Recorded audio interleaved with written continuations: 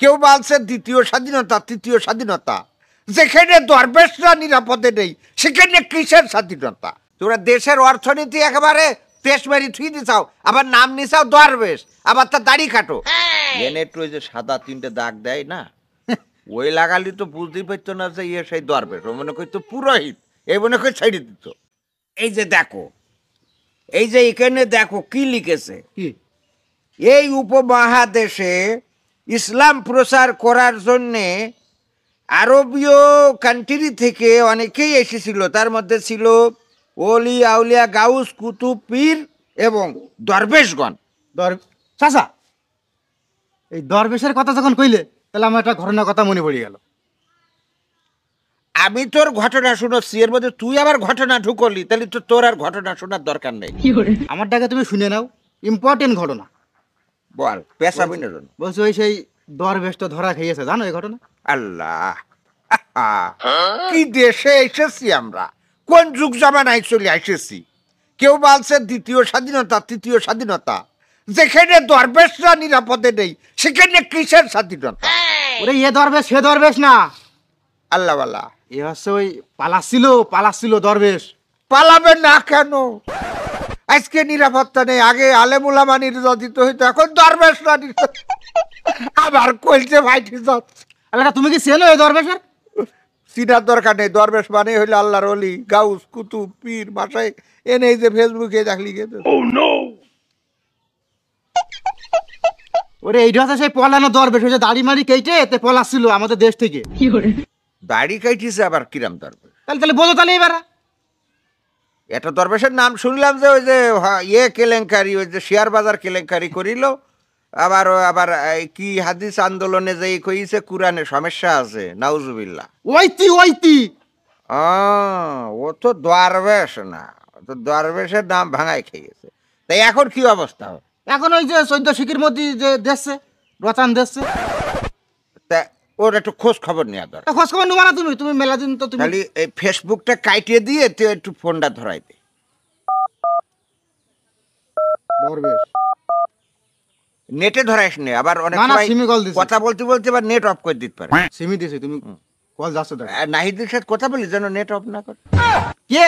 কে নাহিদান? ওই যে সমন্বয়ক আছেন। এই হ্যালো, এই হ্যালো, হ্যাঁ হ্যাঁ হ্যাঁ, ও আচ্ছা, আপনি কারারক্ষী? বলছে দরবেশ বাবা আছে এনে রিমান্ডে, একটু ফোনটা নিয়ে যে দেন তো। হ্যাঁ হ্যাঁ হ্যাঁ, আমি সেই লোক। হ্যাঁ আচ্ছা, ঠিক। হ্যালো, হ্যাঁ কি অবস্থা? হ্যাঁ গো, আমি, হ্যাঁ জি। ও ডিম দিচ্ছে? হ্যাঁ, ডিম ভালো, ডিম স্বাস্থ্যের জন্য উপকার, যত খাবেন তত ভালো হবে, শক্তি বাড়ে। আর হাঁসের ডিম খালি প্রেশার কোনোদিন লো হবে না। ও উপর দিচ্ছে না নিচে দিয়ে, তাহলে আর ও ভিটামিন কাজে আসবে না। যেমনি বেরোবে সেমনি যদি ঢোকে তাহলে কি কাজ হয়? বলছে আগো, তাই এখন কিরাম লাগছে? বলছে সমুদ্রের ছাড়িয়ে তুই পালাবি পালা, তারপরে দাড়ি কাটবি। আমি শুনলাম যে দাড়ি বাড়ি কেটে একেবারে দফারফা করি হয়ে যেত।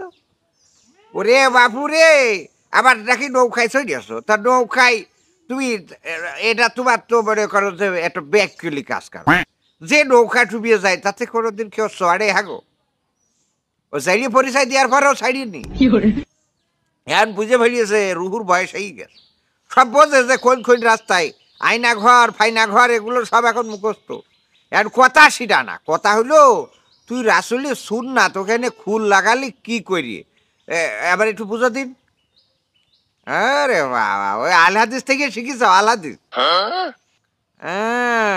বলছে যে জীবন বাঁচানো ফরজ, দাড়ি রাখা সুন্নত।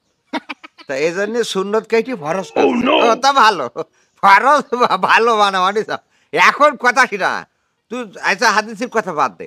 আমার কথা হইলে এই যে বাবু তুমি কইলে যে এই যে কোরআনেও সমস্যা আছে, তবে মেজর না। এই যে এ কথা বলার তোর বুক কাঁপি নিয়ে, কোরআনে কিছু সমস্যা?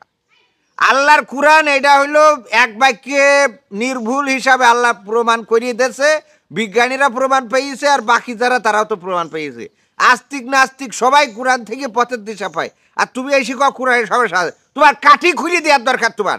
পাকামো করা যায় এই 37,000 না 34,000 কোটি টাকা ঋণ করে তুই গেছিস 7টা ব্যাংকে। 36 ব্যাংক কি তোর বাপের? 36 36,000 আমার ভাতিজা বললো। আগের তে করলি না কেন? কথার মধ্যে কথা কইস কেন? করছি কি ও বললো 36,000 কোটি টাকা ঋণ করে, তা পাকামো বাংলাদেশের মানুষের টাকা কাগজ মনে করেছিস না?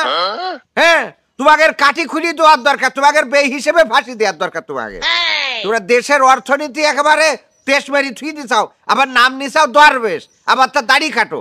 এটাই প্রমাণ হয়ে গেছে যে দরবেশ হলেই দরবেশ হয় না, দাড়ি ছোট বড়তে কিছু না, মূলত তাকুয়া কতটুকু এটা হইলো বিষয়।